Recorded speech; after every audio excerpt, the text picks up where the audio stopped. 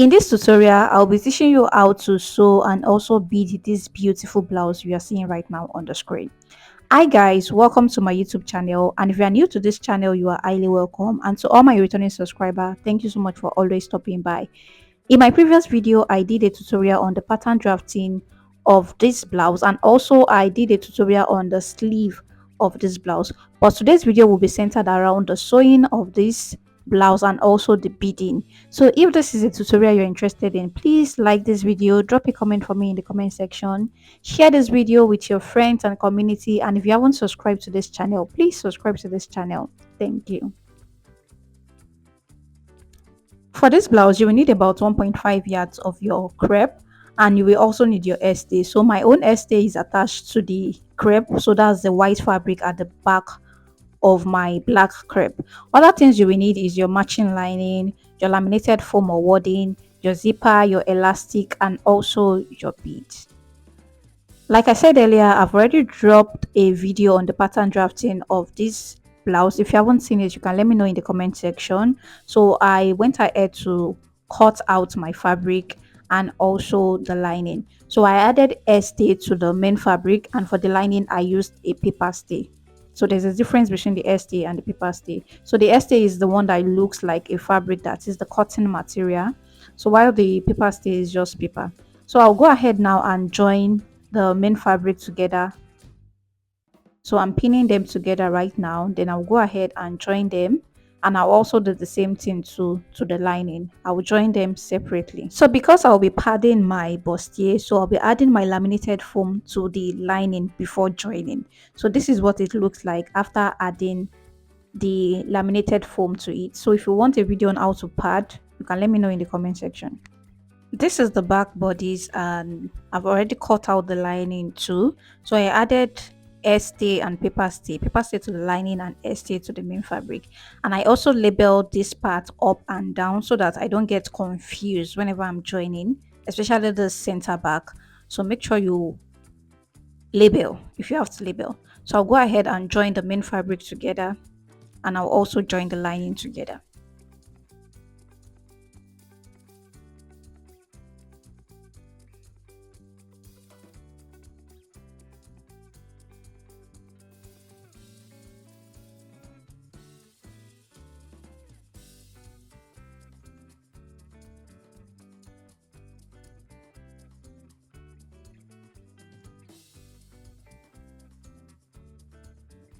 After the joining of the front bodies, this is what I have. As you can see, the upper part and everything is laying flat. So I went ahead to also iron. So I opened up the seam and I ironed it. So this is the lining, and this is what it looks like. So after joining, what I did to the lining was to trim the sewing allowance around that padded area so that it's not too bulky. So I trimmed it to about quarter inch. You know, I joined with half inch.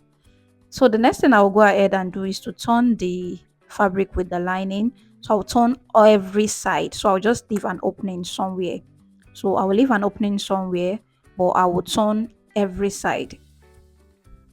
So this is the back also, and this is the lining and the fabric.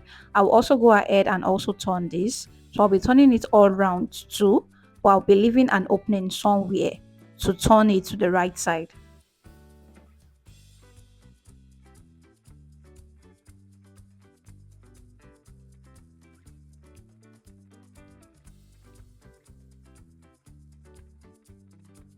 After sewing all around, this is the front body. So there's an opening somewhere. I will show you guys very soon.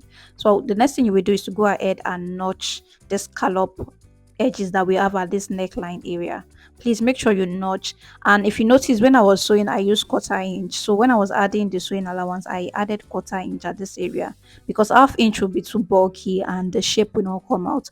Even if you add half inch, please just trim it down to quarter inch so that you can be able to notch and also turn this properly. So this is where I'll be turning the front bodies with. So I'll just go ahead and turn. So after turning, make sure you push out all those edges.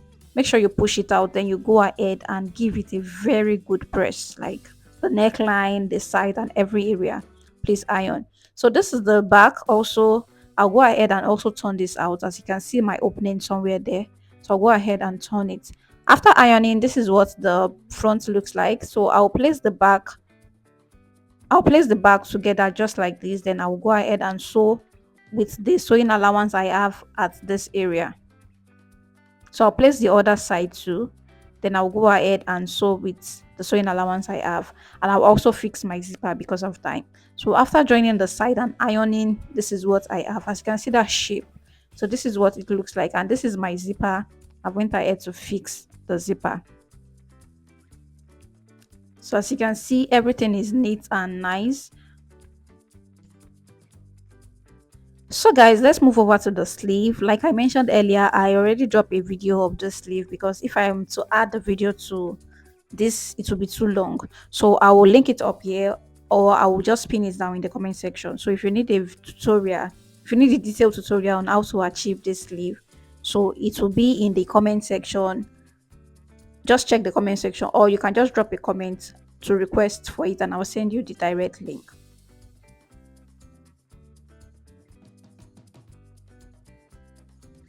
So guys, the sleeve is ready and I'll pin it just like this.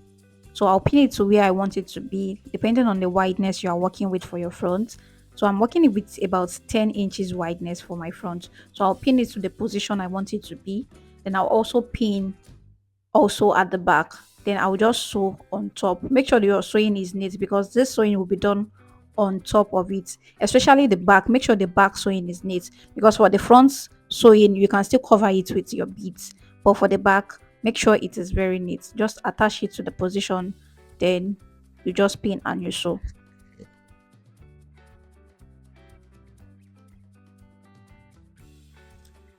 After sewing, this is what we have. The sleeve has been fixed successfully. So the next thing we'll do now is to bead. So for this beading, just locate where your waist is. Then after that, go down by about 2 inches. This center is not starting at the waist.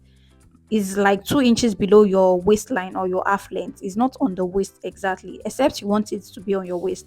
Then you just keep marking this spider shape. To get a perfect spider shape, you can just divide from the center into four, like just like into four equal space. Then you start marking all this line from it. Like first divide into four. If you know what I'm trying to explain, I don't know the best way to explain this. Then after that, you keep marking all these shapes so that everything can be the same, because from what I'm drawing, actually these are not equal. You see some spaces are wider than the other, so for you to get a more perfect result, you can just keep that in mind and just follow that. Like divide it from the center, divide into four, then you start marking all those lines. So from one side you can mark three and so on. So this is the bead I'm using. So someone said this is a size 6 crystal bead, but this is a plastic bead. So size 6 crystal bead, plastic. So there's a glass and there's plastic. So depending on the one you want, but the plastic is cheaper than the glass bead. So from the center, what I did was to insert 3 beads into it. Then after inserting the 3 beads, so you pass your needle again, but you leave about ½ inch space before you fix another one. So this is another 3 bead and the space in between this bead is like ½ inch. So they are not like close to each other. As you can see that there's space in between the two. So just keep leaving ½ inch, then you fix another 3 beads until you get to the end over there.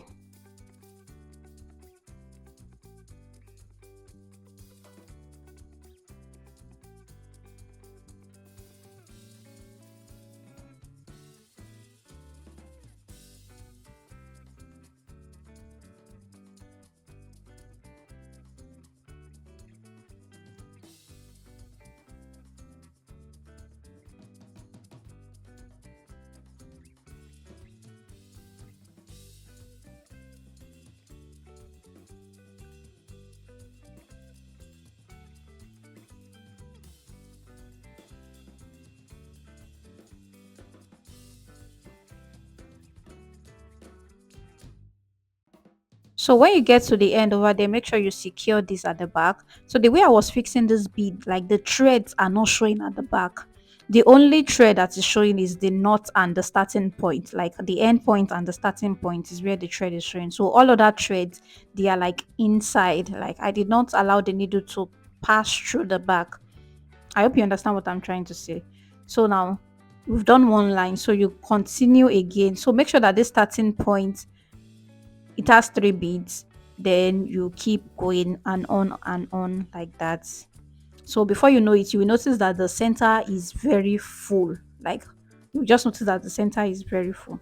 So you continue beading like that until you are done.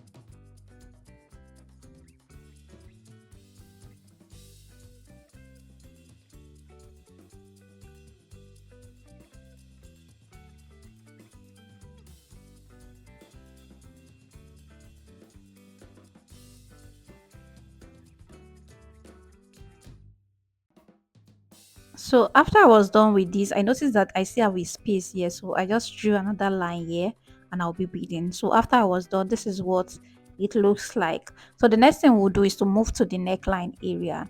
So we'll be beading on the neckline. So the beading on the neckline is quite different because you have to bead, like all the beads has to be on the neckline. So you don't leave any space. You know, for this one we did at the waist, there are spaces in between the bead. But this one, you make sure every part is filled up with bead, but you ensure that you follow the scallop edge so that you don't just so that the scallop edges is not destroyed. So you make sure you follow the scallop edge, like the beads are following the scallop edge. So that's just the trick for this front.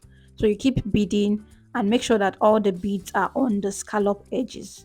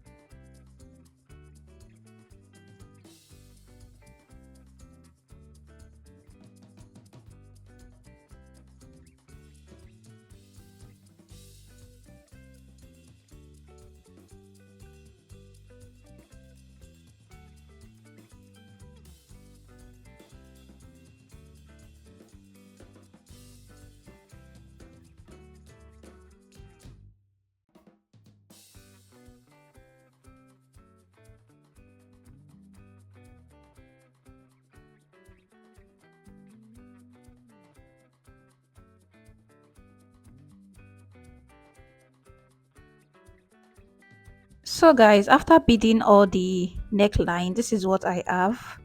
Yeah, as you can see that the bead is filled up, like there's no space there. So let's move to the hem of this blouse. So you can decide to start from the back to the other side of the back, but I'll just be beading the front because of my time. So at this for this method, I started with beading a single line first, then I'll do another line on it because it has to be two lines.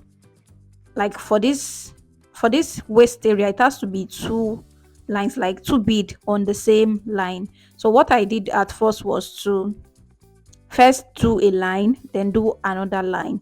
But that method was kind of slow. So for I move over to another side of this front, and I started inserting the bead double. Like I was inserting the bead twice. So I will show you what I did very soon.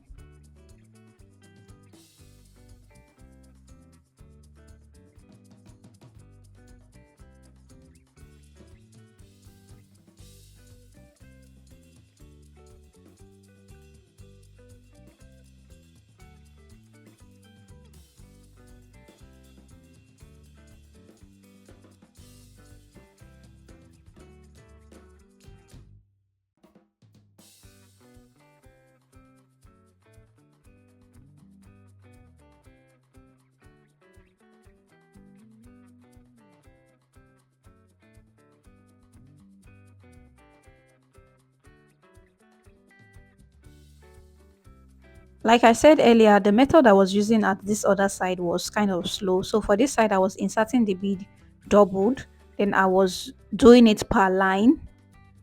So I was doing it double on the same line, and I would do another one double. So I was just moving like that. So double, double, double. So that was how I did it, and I prefer this method.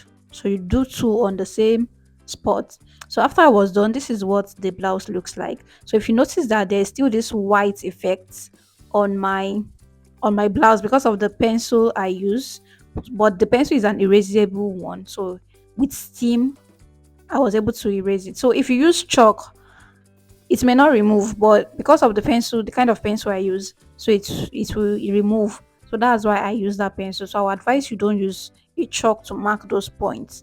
So this is the blouse, and the blouse is ready.